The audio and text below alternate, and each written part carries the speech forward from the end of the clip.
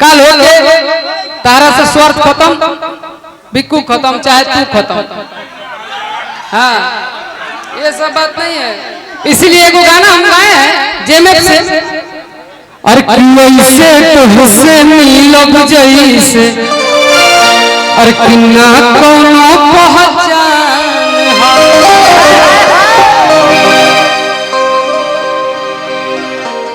हम कुछ बोल दे वैसा नु कि फिर गर्म हो जाए पूरा, जब शांत रहते हैं। क्योंकि प्यार किया बदनाम हो गए, चर्चे हमारे सरेआम हो गए, कि जालिम ने दिल उसको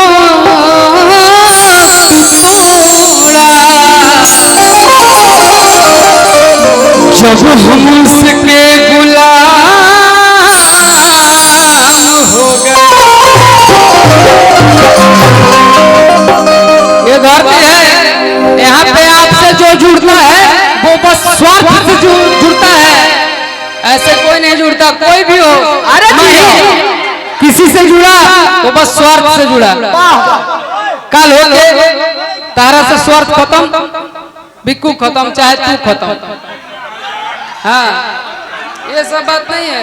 इसीलिए एगो गाना हम गाए हैं जेमेप से, अरे कैसे तुझसे मिलब जैसे, अरे किन्ना कोनो पहचान।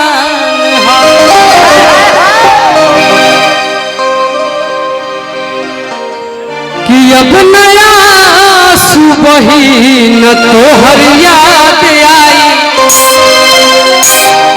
जा सनम बेवफा हर जाए। अरे तू हम जाना तानी भूलल ना आसान बा।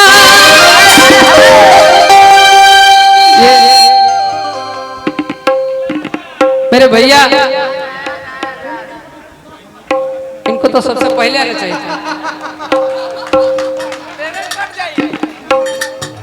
हाँ, अब पहले से भाई 4 महीने पहले बोली ले, तब वो दिवाली में ना आवेले।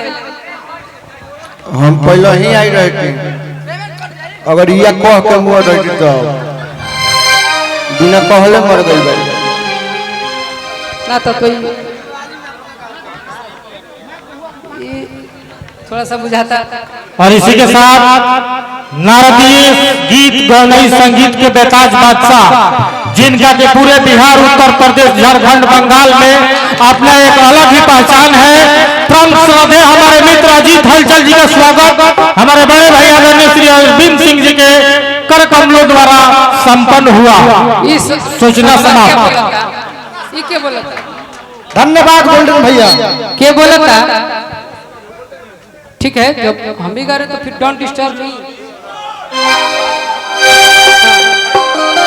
मैं छोड़ दे तो बोली तो रही है, छोड़ के चल जाता नहीं। 5 दिन हो जाएगा लगा के रखा, बोलो तो रहा। क्या बोला था अभी मत बोलो। बिक्कू हमारे गाँव तक डिस्टर्ब मत करे भाई, काहे कि कमजोर पर निहार के वास्ता बरियार होला। 112 में जे भी स्टाफ बनी, अरविंद भैया के आग्रह बाकी सब आदमी तनी मंच पर आ जाए, सब आदमी के सम्मानित करिए। देखो कहले कि कमजोर पढ़निहार के वास्ता कम बरियार होला। हम आज ले जीवन में एगो कॉपी के सिवा कुछ स्कूल में लेके ना गई बनी। अब बाकी जो सीखनी है से इनके से सीखनी है। देखो हमरा कैसे सिखेले बड़े 112 नंबर ये हमनी के प्रशासन के तमाम जितने लोग आए बनी, सब लोग मंच पे आ जाए। देखो ऐसा गुरु बा,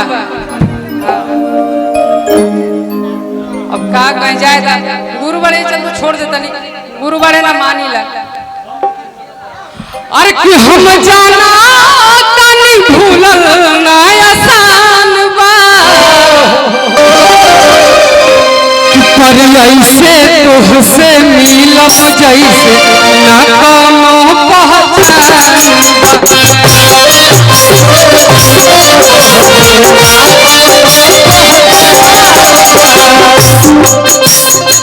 बाप रे बाप। आपके चलते हम लोग भागे हुए थे कि मंच पे नहीं जाना है, जब तक रिमझिम नहीं आएगी मंच पे नहीं जाना है।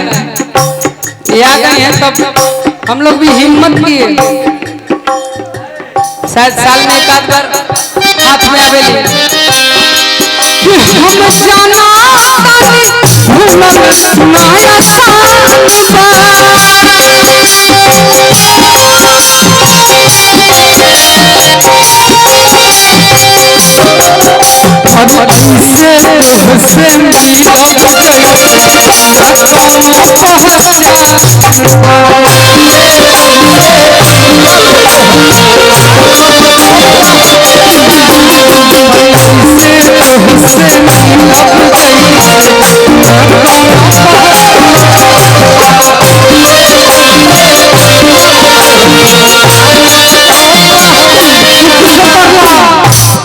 कतनो धोखे न देबू जीवन में उपज ले सर। हेलो भैया बढ़िया के सर है। हाँ सर के नमवा नहीं जाने तो क्या बोला हो गए का तुम्हारा से सुहतिया